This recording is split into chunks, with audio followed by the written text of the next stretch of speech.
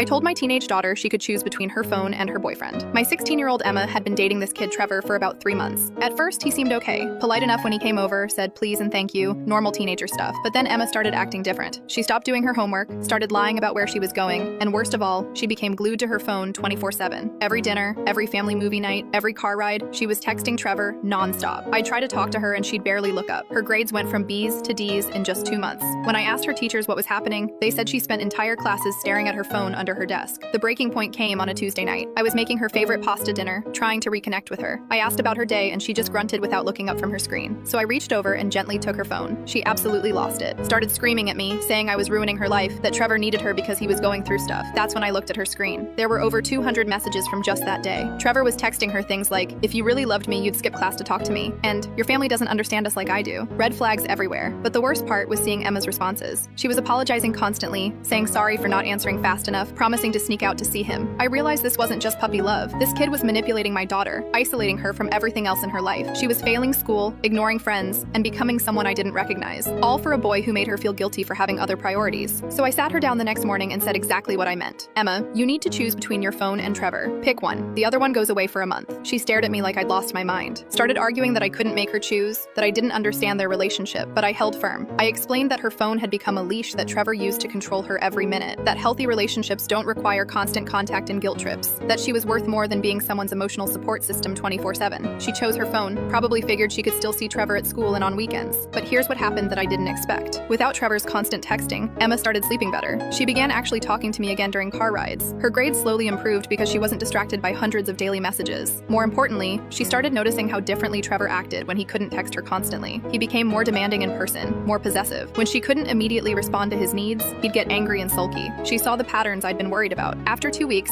Emma came to me and said she wanted to break up with Trevor. Not because of my ultimatum, but because she realized she felt exhausted trying to manage his emotions all the time. She said she missed feeling like herself instead of just being Trevor's girlfriend. The month passed and I gave her the phone back, but by then, she'd already blocked Trevor's number. She told me later that having space from the constant communication made her realize how unhealthy their dynamic had become. She started hanging out with her old friends again, joined the debate team, and seemed genuinely happier.